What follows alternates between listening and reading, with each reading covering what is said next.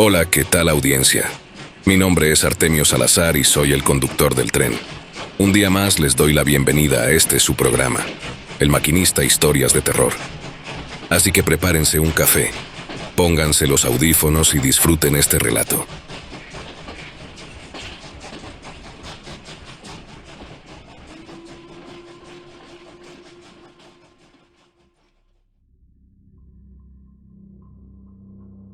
Las cosas que descubrimos por accidente suelen ser las más difíciles de enterrar de nuevo.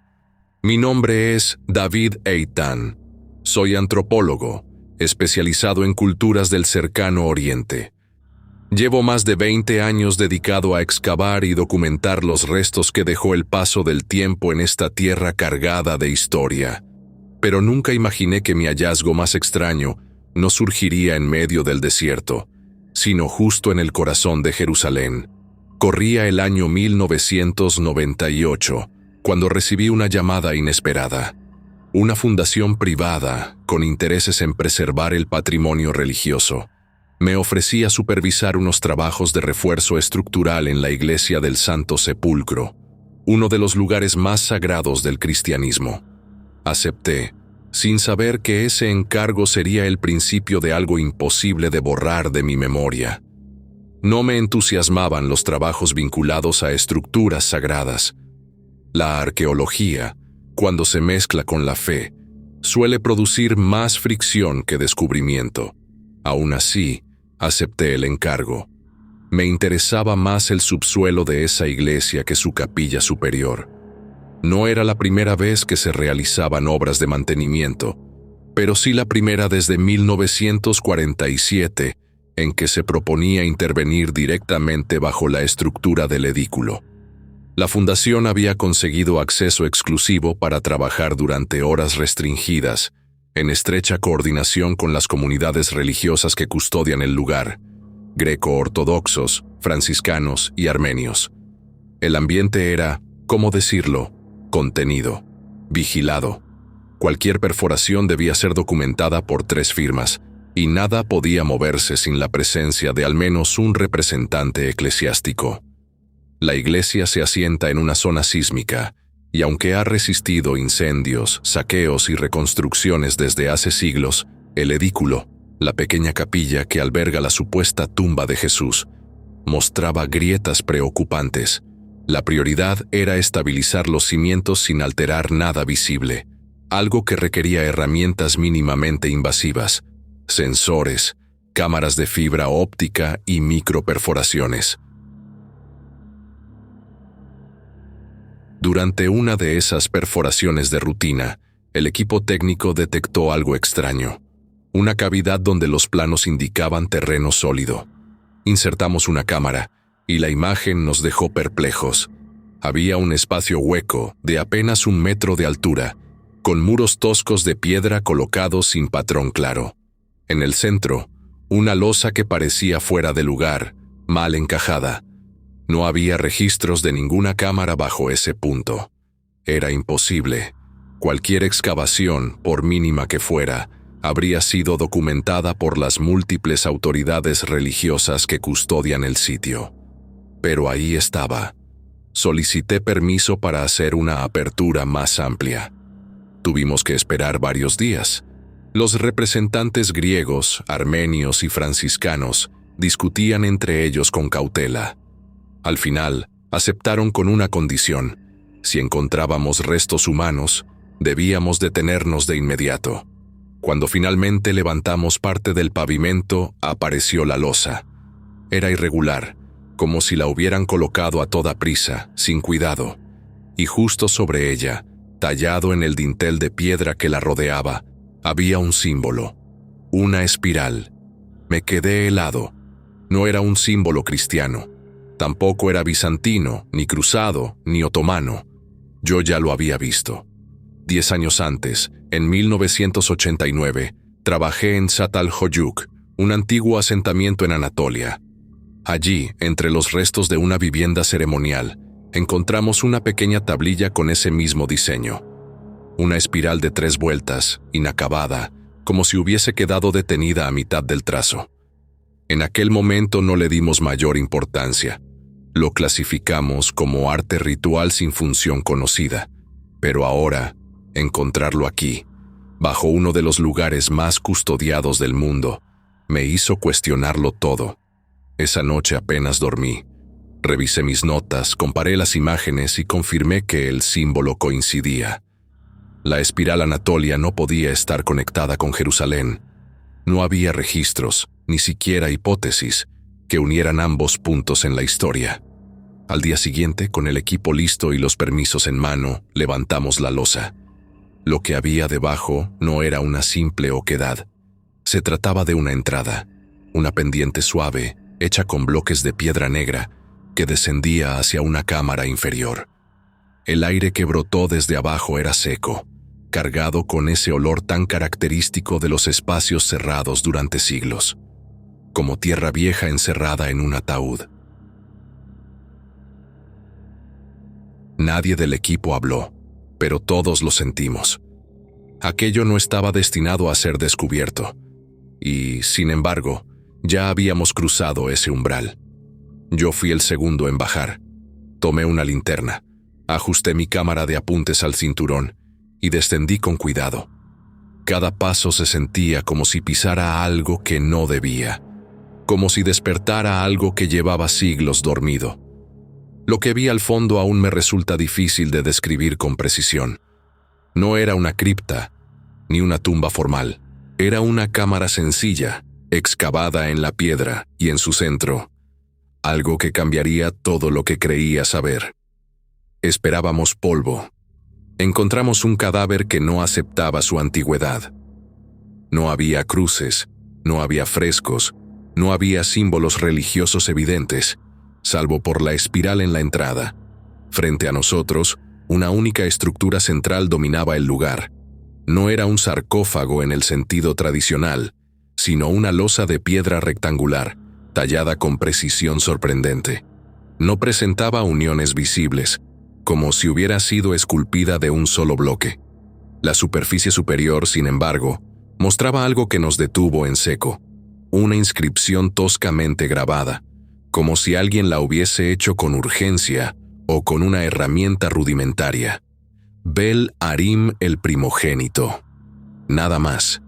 En ese momento, el ingeniero a cargo del escaneo tridimensional me preguntó si reconocía el nombre. Negué con la cabeza. Bel Arim no figuraba en ninguna genealogía bíblica, ni en registros sumerios, ni en linajes antiguos conocidos. Tampoco el primogénito era un título común fuera del contexto religioso. El nombre flotó en el aire con una incomodidad difícil de explicar, como si su sola mención alterara la lógica del espacio. Autorizamos la apertura del bloque. Esperábamos polvo, huesos, el eco de algún entierro medieval, quizás oculto por razones políticas o religiosas. Pero lo que descubrimos al deslizar la cubierta nos dejó en estado de conmoción. Era un cadáver humano, momificado, entero, inalterado. La piel de un tono marrón oscuro con un ligero brillo metálico cubría cada centímetro visible. No se trataba de embalsamamiento egipcio, ni de momificación natural por condiciones climáticas. El cuerpo estaba intacto. El rostro tenía facciones pronunciadas, con pómulos elevados, labios delgados y una frente inusualmente amplia. El cabello, todavía adherido al cuero cabelludo, era negro azulado. Los dedos eran alargados, las uñas pulidas, sin rastro de descomposición. Sobre el pecho descansaba un objeto. No era una joya, ni una cruz, ni un amuleto. Era un disco plano del tamaño de una palma abierta, compuesto de una aleación desconocida a simple vista. El centro del artefacto tenía líneas grabadas que no se correspondían con ningún alfabeto antiguo conocido. Ni fenicio, ni cuneiforme, ni protocananeo. Era un idioma distinto.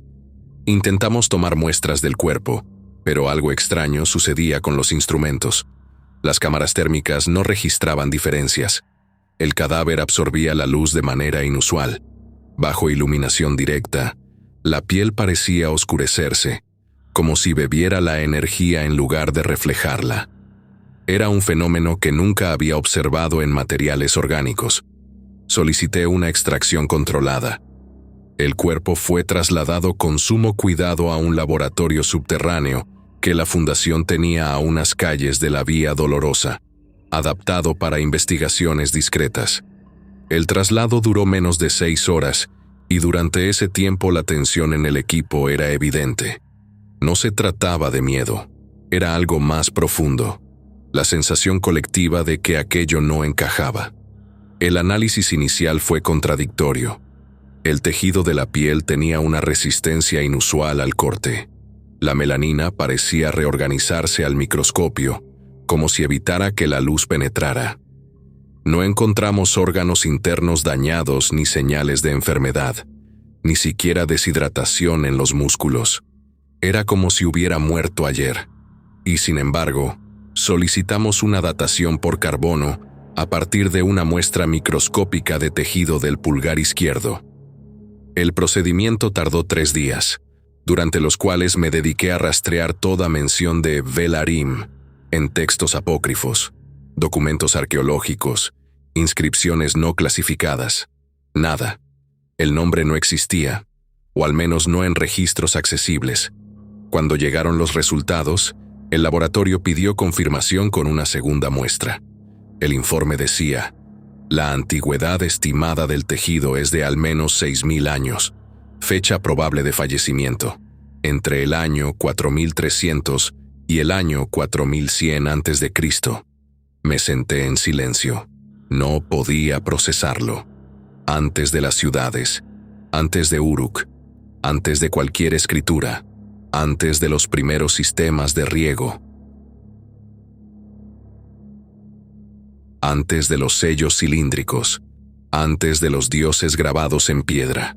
Velarim, si ese era su verdadero nombre, había muerto antes de que la historia comenzara. A partir de ese momento, el aire dentro del laboratorio cambió. Algunos miembros del equipo pidieron salir del proyecto. Otros se obsesionaron con documentar cada aspecto del hallazgo. El artefacto del pecho fue sometido a pruebas espectrométricas, pero no coincidía con ninguna aleación natural conocida. Uno de los ingenieros sugirió que podía haber sido fundido con temperaturas imposibles para la época estimada de muerte. El símbolo en el disco fue enviado a un especialista en escritura protohistórica de la Universidad de Leiden. La respuesta fue desconcertante. Los trazos no seguían un patrón fonético, sino geométrico. Era más parecido a una fórmula matemática que a un lenguaje. Durante una prueba lumínica en laboratorio, descubrimos que, bajo cierto tipo de luz ultravioleta, la piel del cadáver absorbía el entorno como un camaleón lento, proyectando un leve cambio de tono que imitaba la pared cercana. Lo grabamos en video, lo repetimos. No era ilusión óptica. La piel parecía ajustar su pigmento en relación con el ambiente, como si conservara una respuesta biológica aún activa. Hasta el día de hoy, no tengo una explicación clara para lo que encontramos. Velarim no podía haber existido en ese tiempo. Nada en su fisiología, su preservación o su contexto encajaba. Sin embargo, estaba allí, frente a nosotros, negando cada línea de tiempo aceptada por la ciencia. Y lo peor, lo más desconcertante, era que la espiral del dintel de entrada aparecía también grabada, con el mismo trazo incompleto, en la base del artefacto sobre su pecho. No sabíamos qué era Velarim, pero, fuera lo que fuese, no venía solo. El misterio lo acompañaba. No todo lo que no entendemos es antiguo. Algunas cosas no deberían existir en ningún tiempo. Pasaron varios días sin que pudiera dormir bien. Velarim seguía acostado en esa losa sin nombre, y aunque su presencia era silenciosa, algo en mí no encontraba reposo. La espiral grabada sobre el dintel de la cámara se había quedado flotando en mi mente como una espina que la razón no podía arrancar. Decidí tomar fotografías detalladas del símbolo y enviarlas a colegas de confianza en distintas partes del mundo. No mencioné el contexto exacto del hallazgo. Era demasiado pronto para exponerlo al juicio público. pero sí dejé claro que necesitaba comparaciones con registros simbólicos prehistóricos. Durante una semana entera recibí respuestas corteses pero vacías. Algunos pensaron que se trataba de una forma estilizada de símbolo solar. Otros lo vincularon, sin mucha convicción, a geometrías rituales del neolítico europeo. Pero nada concreto, nada útil. La respuesta que rompió el patrón llegó en la noche menos esperada. Era un correo corto, con solo una frase en el cuerpo del mensaje y una fotografía adjunta. Lo vi en Altai. No puedo explicarlo, pero no eres el primero.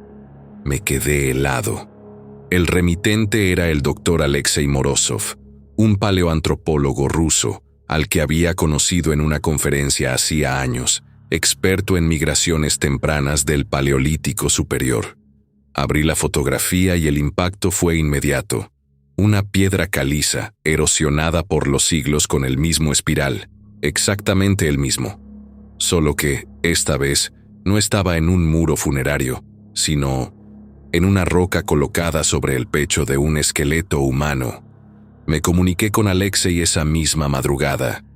No pensé que alguien más viera ese símbolo en un contexto arqueológico, me dijo, con una voz tensa al otro lado de la línea. ¿Dónde lo encontraste exactamente?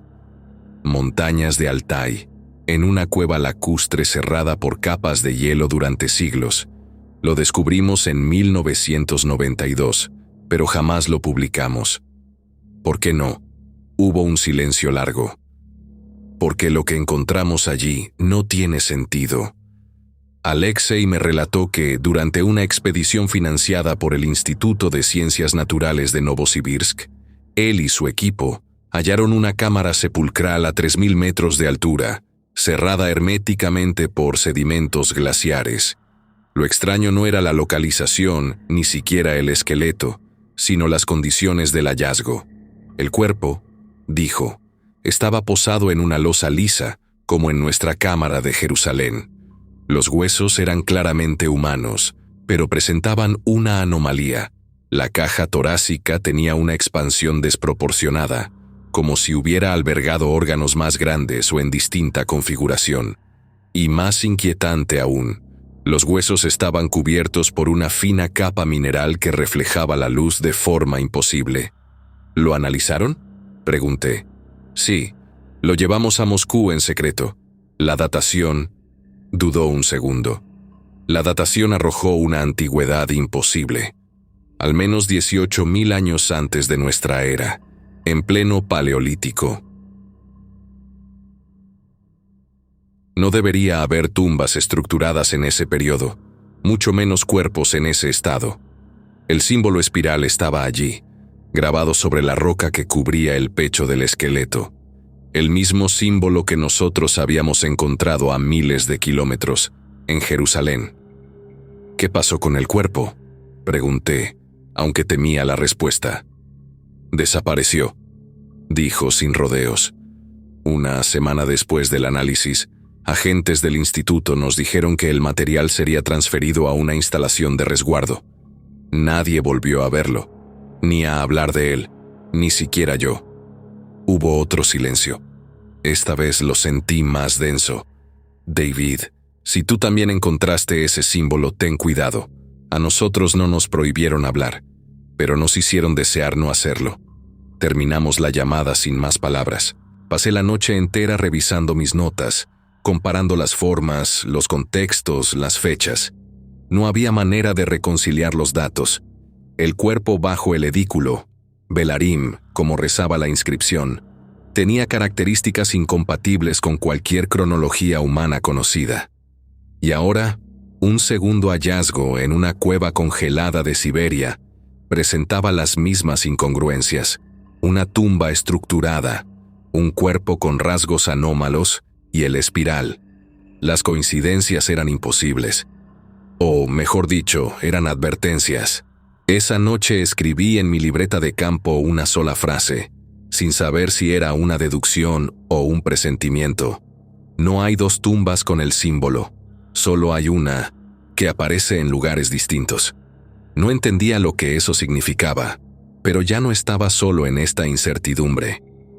Y el siguiente paso, aunque me costara todo, sería volver a mirar el cadáver de Velarim con otros ojos. Nada es más aterrador que una imagen que no pide interpretación, solo obediencia.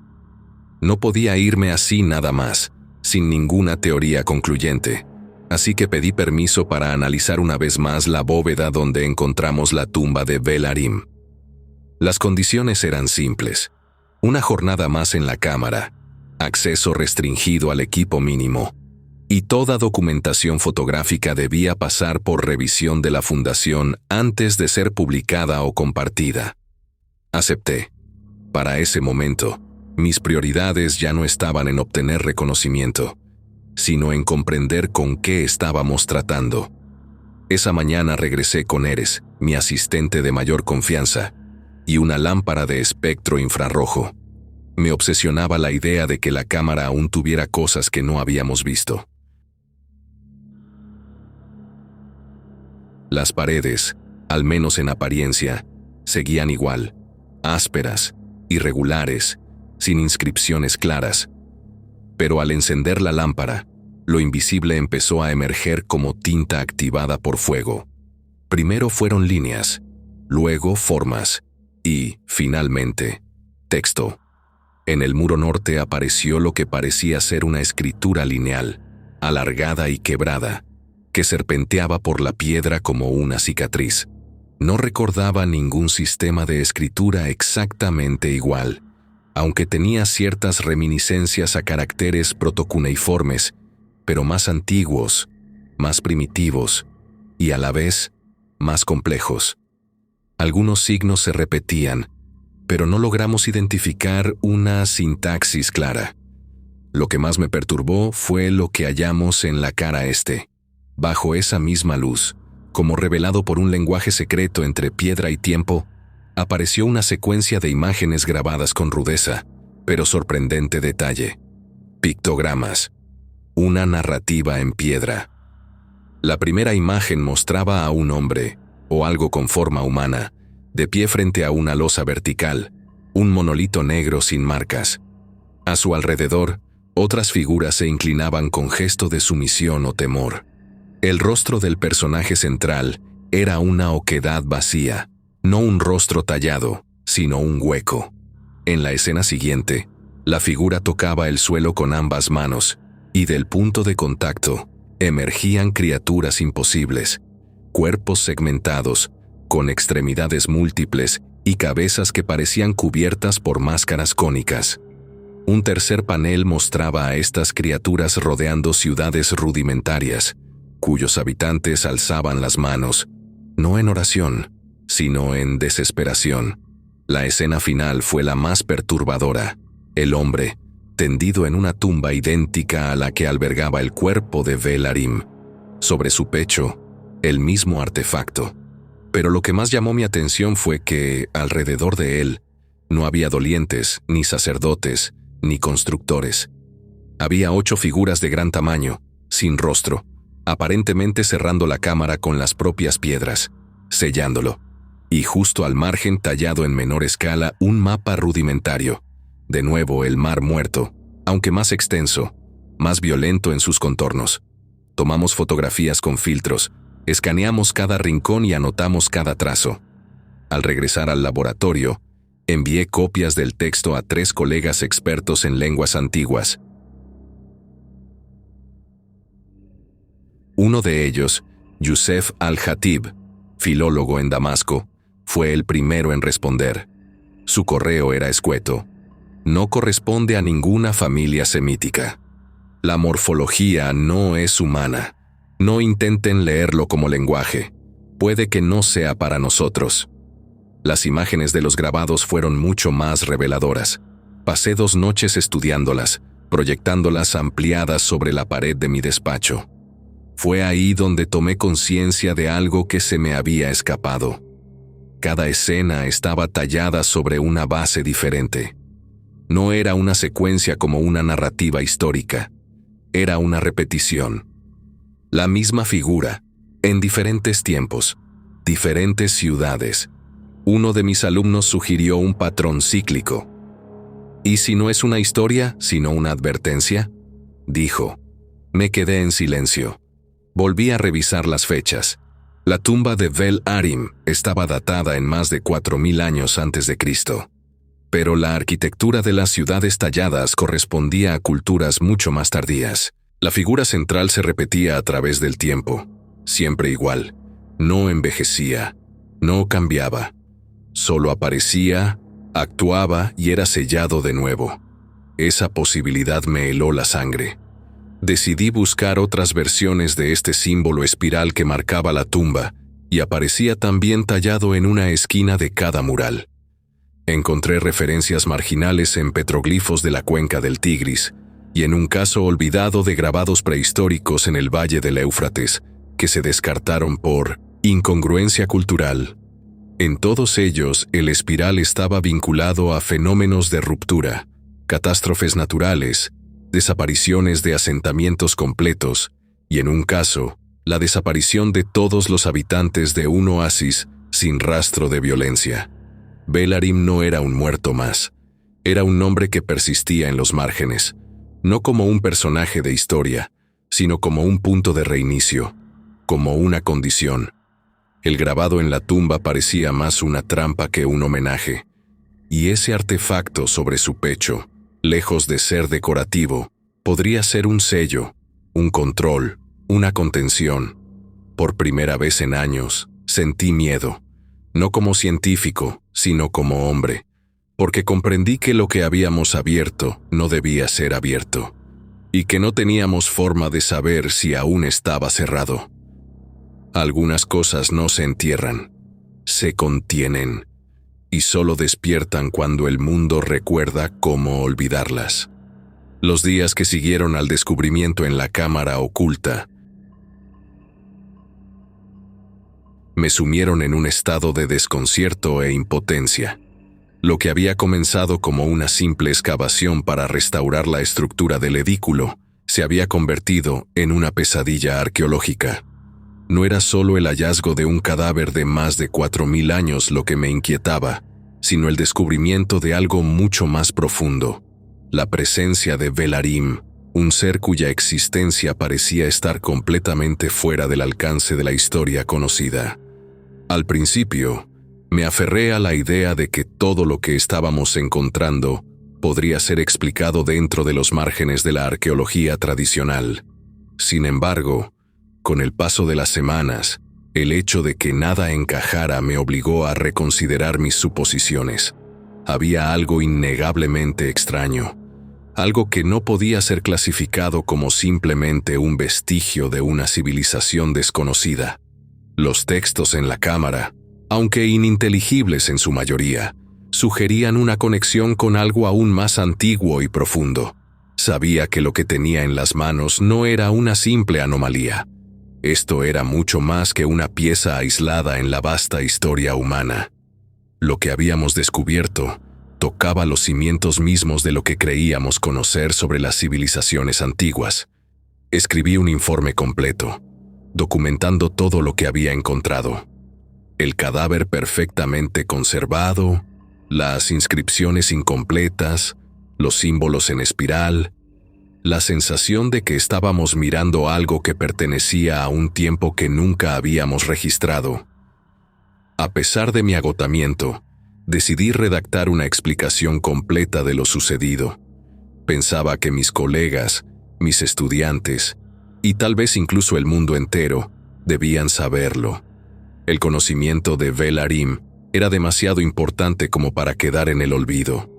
Sin embargo, las respuestas no llegaron con la rapidez que esperaba. Un par de semanas después, me encontré reunido con varios miembros de la fundación y otros especialistas para discutir las implicaciones de lo que habíamos descubierto. El tono de la conversación, que al principio parecía prometedor, rápidamente cambió a una preocupación seria. El informe fue clasificado, no solo por las autoridades locales, sino también por varios organismos internacionales con los que había tenido contacto. Nadie quería que la información fuera pública. Las explicaciones que me ofrecieron eran vagas.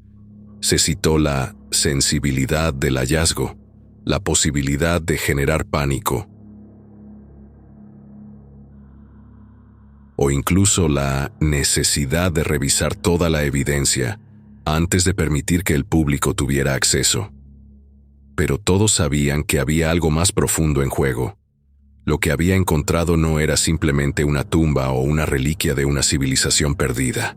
Era algo que desafiaba el entendimiento de la historia humana, algo que no debíamos conocer.